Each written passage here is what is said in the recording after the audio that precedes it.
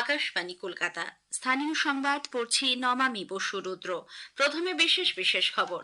সাম্প্রতিক অকাল বৃষ্টি এবং ডিভিসি ছাড়া জলে ক্ষতিগ্রস্ত কৃষকদের পাশে দাঁড়াতে রাজ্য সরকার তাদের ক্ষতিপূরণ দেওয়ার সিদ্ধান্ত নিয়েছে। আলুর সহায়ক মূল্য কুইন্টাল পিছু 900 টাকা ধার্য করা হয়েছে।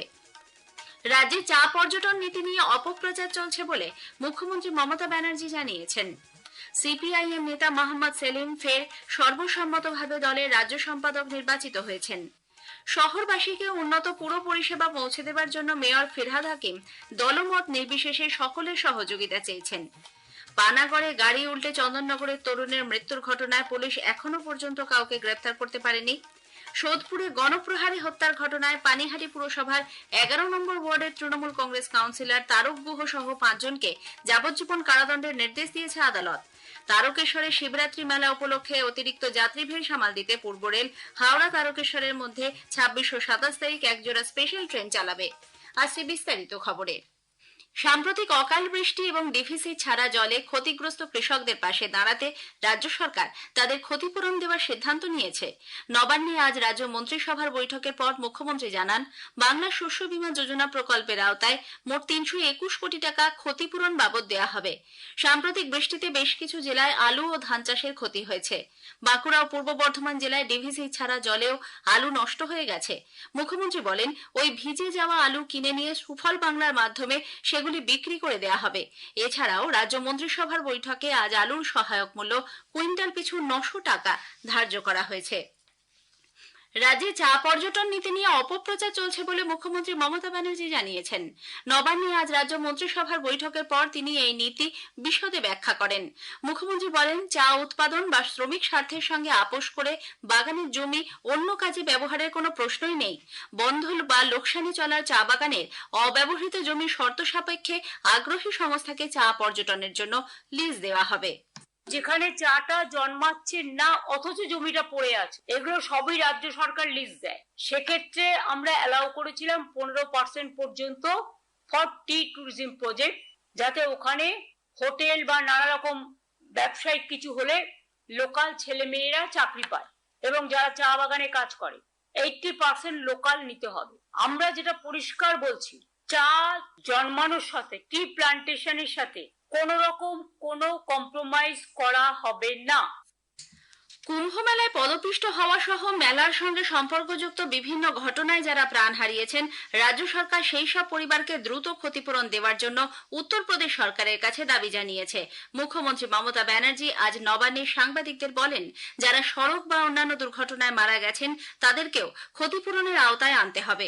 অর্থ সহায়তা না দেওয়ার জন্যই মৃতদেহের সঠিকভাবে ময়নাতদন্ত করা হচ্ছে না এবং ডেথ সার্টিফিকেটও দেওয়া হয়নি বলে তাঁর অভিযোগ। 144 বছর পর মহাকুম্ভ হয় এমন তথ্যের সত্যতা নিয়ে প্রশ্ন তুলে গবেষকদের এ ব্যাপারে এগিয়ে আসার আহ্বান জানান মুখ্যমন্ত্রী।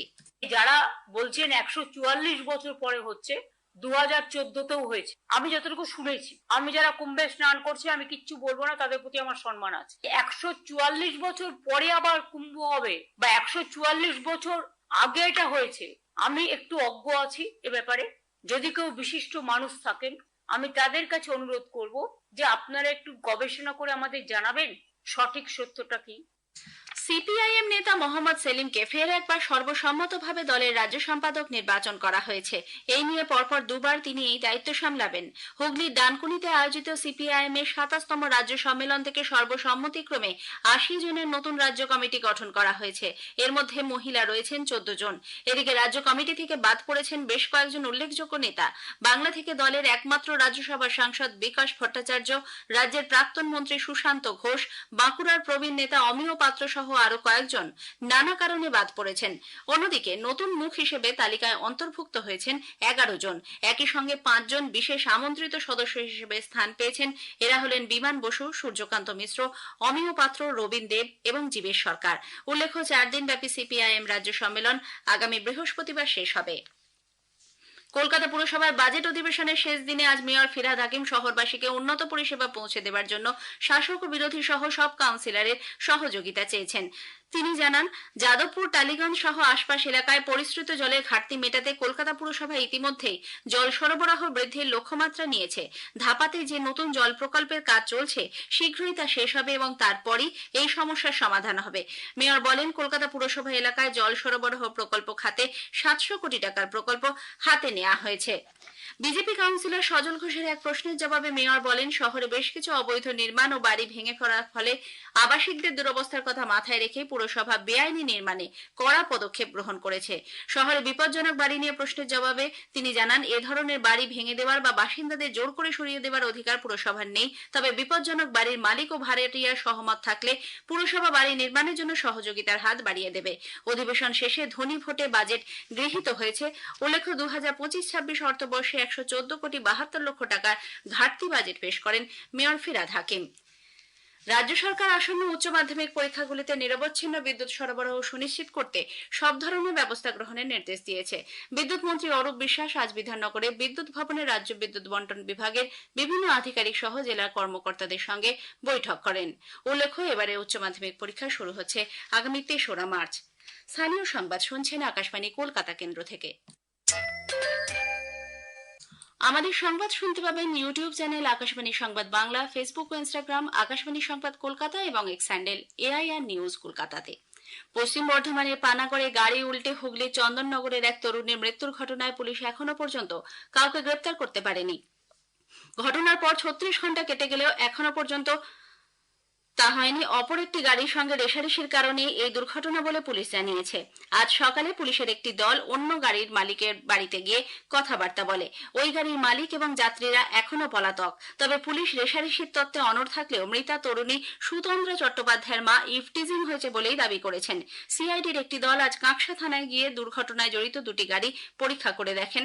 উল্লেখ্য, ইভেন্ট ম্যানেজমেন্টের কাজে 3 সহকর্মীর সঙ্গে সুতন্দ্রা গয়া যাওয়ার পথে এই দুর্ঘটনা ঘটে। এদিকে বিজেপি রাজ্য সাধারণ সম্পাদক অগ্নিমিত্রা পাল আজ চন্দননগরে গিয়ে মৃত তরুণীর পরিবারের সঙ্গে দেখা করেন। আরজি করের মতো এই ঘটনাতেও পুলিশ প্রকৃত সত্য ধামাচাপা দিতে চাইছে বলে তার অভিযোগ। উত্তর 24 পরগনার সোদপুরে 11 বছর আগে গণপ্রহারে হত্যার একটি ঘটনায় পানিহাটি পুরসভার 11 নম্বর ওয়ার্ডের তৃণমূল কংগ্রেস কাউন্সিলর তারক গুহকে যাবজ্জীবন কারাদণ্ড দিয়েছে আদালত। তারক গুহ সহ অভিযুক্ত 5 জনকে আজ ব্যারাকপুর আদালতে তোলা হলে বিচারক তাদের যাবজ্জীবন কারাবাসের পাশাপাশি 10,000 টাকা জরিমানাও ধার্য করেন। বাকি 4 জন হরিপদ সরকার, নেপাল গুহ, জয়দেব মুখার্জি ও শ্যামল দাস। চুরির অভিযোগে এক মাছ ব্যবসায়ীকে গণপ্রহার ও খুনের দায়ে গত 21 ফেব্রুয়ারি দোষী সাব্যস্ত হন জামিনে থাকা বর্তমান কাউন্সিলর তারক গুহ এবং আরো 4 জন। এরপর তাদের গ্রেপ্তার করা হয়। উল্লেখ্য, 2014 সালের মহালয়ার দিন ওই দুর্ঘটনা ঘটেছিল। উত্তর কলকাতার কুমোরটুলি ঘাটে ট্রলি ব্যাগে করে মৃতদেহ গঙ্গায় ফেলার সময় ধৃত 2 মহিলাকে পুলিশ গ্রেপ্তার করেছে। আরতি ঘোষ ও ফাল্গুনী ঘোষ নামে ধৃত 2 জন সম্পর্কে মা ও মেয়ে। এদের বিরুদ্ধে উত্তরবন্দর থানায় একটি মামলাও রুজু করা হয়েছে।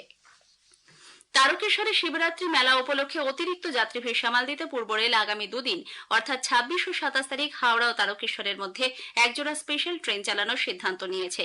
হাওড়া থেকে দুপুর 2:45 মিনিটে এবং তারকেশ্বর থেকে বিকেল 4:40 ট্রেনগুলি ছাড়বে। উভয় দিকে যাতায়াতের পথে স্পেশাল ট্রেনগুলি সব স্টেশনে থামবে বলে রেল সূত্রে খবর। অন্যদিকে মেট্রো রেল আগামীকাল ব্লু লাইনে 131 জোড়ার পরিবর্তে 118 জোড়া ট্রেন চালাবে। তবে নোয়াপাড়া, দক্ষিণেশ্বর, কবি সুভাষ এবং মহানায়ক উত্তম কুমার স্টেশন থেকে প্রথম ও শেষ ট্রেনের সময় অপরিবর্তিত থাকছে। কলকাতা সহ দক্ষিণবঙ্গের জেলাগুলিতে আগামী কয়েকদিন আবহাওয়া মূলত শুষ্ক থাকলেও উত্তরবঙ্গের দার্জিলিং ও কালিম্পংয়ের পার্বত্য এলাকায় বিক্ষিপ্তভাবে হালকা বৃষ্টি হতে পারে। দার্জিলিং এর কোথাও কোথাও তুষারপাতের সম্ভাবনা রয়েছে বলে আলিপুর আবহাওয়া দপ্তরের অধিকর্তা ডক্টর হাবিবুর রহমান বিশ্বাস জানিয়েছেন। আগামী দক্ষিণবঙ্গের সমস্ত জেলাতেই শুষ্ক আবহাওয়া থাকার সম্ভাবনা রয়েছে। আর উত্তরবঙ্গে দার্জিলিং, কালিম্পং, আলিপুরদুয়ার, আমাদের জলপাইগুড়ির উত্তরাংশে কিছু অংশে হালকা বৃষ্টি আগামী 24 ঘন্টায় এবং তারপরেও 1-2 দিন আগামী 4-5 দিনের মধ্যে। কালকে মূলত শুষ্ক থাকবে, কিন্তু তারপরে 1-2 দিন হালকা বৃষ্টি হওয়ার সম্ভাবনা রয়েছে। বাকি সব জায়গাতেই আমাদের শুষ্ক আবহাওয়া থাকার সম্ভাবনা রয়েছে। ডুমুরজলা স্টেডিয়ামে আজ প্রথম ডিভিশন গ্রুপ এ ম্যাচে ইস্টবেঙ্গল 2-0 গোলে সিএসসি কে হারিয়ে দিয়েছে। গোল করেছেন রাজবীর সিং ও জাইদ খান। অন্য ম্যাচে এফসিআই ও টাটা হকি একাডেমির খেলাটি 2-2 গোলে শেষ হয়েছে। শেষ করার আগে স্থানীয় সংবাদের বিশেষ কিছু অংশ আরো একবার। সাম্প্রতিক অকাল বৃষ্টি এবং ডিভিসি ছাড়া জলে ক্ষতিগ্রস্ত কৃষকদের পাশে দাঁড়াতে রাজ্য সরকার তাদের ক্ষতিপূরণ দেওয়ার সিদ্ধান্ত নিয়েছে। রাজ্যে চা পর্যটন নীতি নিয়ে অপপ্রচার চলছে বলে মুখ্যমন্ত্রী জানিয়েছেন। সিপিআইএম নেতা মোহাম্মদ সেলিম ফের সর্বসম্মতভাবে দলের রাজ্য সম্পাদক নির্বাচিত হয়েছেন। স্থানীয় সংবাদ শেষ হলো। এরপর খেলার খবর 8টা বেজে 10 মিনিটে।